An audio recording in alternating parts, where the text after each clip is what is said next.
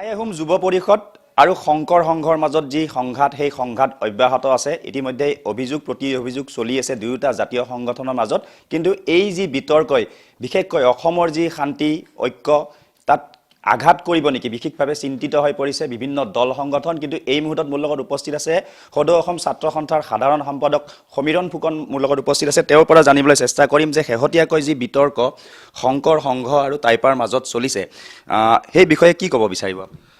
গোটেই বিষয়টোৱে সকলোকে উদ্বিগ্ন কৰি তুলিছে আৰু এনেকুৱা ঘটনা সংঘটিত নোহোৱাটো সকলো মানুহে বিচাৰে।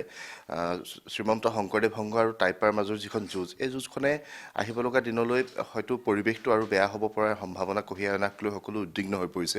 এই বিষয়টো সমাধান হোৱাটো আমি সকলোৱে বিচাৰিছোঁ। সকলোৱে বিচাৰোঁ যে দুয়োপক্ষ যিহেতু বৃহত্তৰ অসমীয়া জাতি গঠনত সকলোৰে ভূমিকা আছে আৰু আমি সকলো অসমীয়া জাতিৰ একোগৰাকী প্ৰতিনিধি হিচাপে প্ৰত্যেকে নিজৰ মাজত এনেকুৱা ধৰণৰ বাতাবৰণ সৃষ্টি কৰাতকৈ সকলোৱে সমিল মিলেৰে এটা সমাধান সূত্ৰ উলিওৱাটো সকলোৱে আজিৰ তাৰিখত বিচাৰে। আৰু আক্ৰমণ প্ৰত্যাক্ৰমণ নিজৰ মাজত যেতিয়া হৈ থাকিব, তৃতীয় পক্ষ ইয়াত হাত উজান দিবৰ কাৰণে, ইয়াত ৰাজনীতিকৰণৰ কাৰণে বহুত লোকে সুবিধা ল'বৰ কাৰণে ইয়াত আগ্ৰহ প্ৰকাশ কৰি পেলাই এনেকুৱা ধৰণৰ বিষয়বিলাকক আগবঢ়াই নিবলৈ অপচেষ্টাত লিপ্ত হ'ব। এই অপচেষ্টাৰ কোনোবা ৰং সনাৰ পৰিৱৰ্তে আমি এই সকলোকে সমিল মিলেৰে সকলোৰে মাজত বুজা পৰাৰে বিষয়টো সমাধান কৰিবৰ কাৰণে আহ্বান জনাইছোঁ।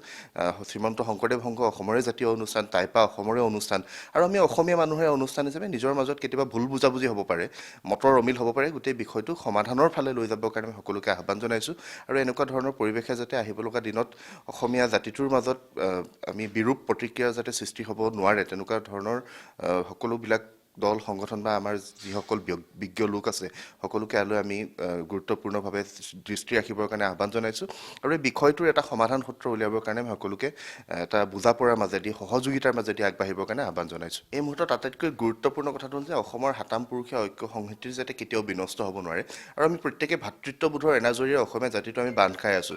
আমি সেই তেনেকৈ সকলোবিলাক মানুহ আগবাঢ়ি যাব লাগিব।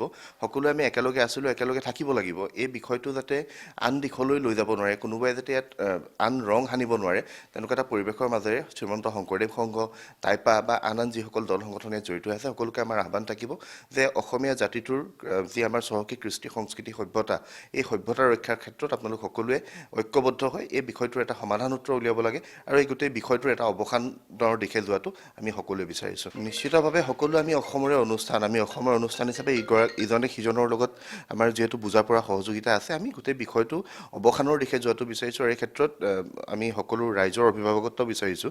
তাৰ লগে লগে আমাৰো যদি ইয়াত কিবা কৰণীয় থাকে, সদৌ অসম ছাত্ৰ সন্থাৰ কৰণীয় থাকিলে আমি নিশ্চিতভাৱে আমাৰ যি কৰণীয় আছে সেই কৰণীয়খিনি কৰিবৰ কাৰণে আগ্ৰহী।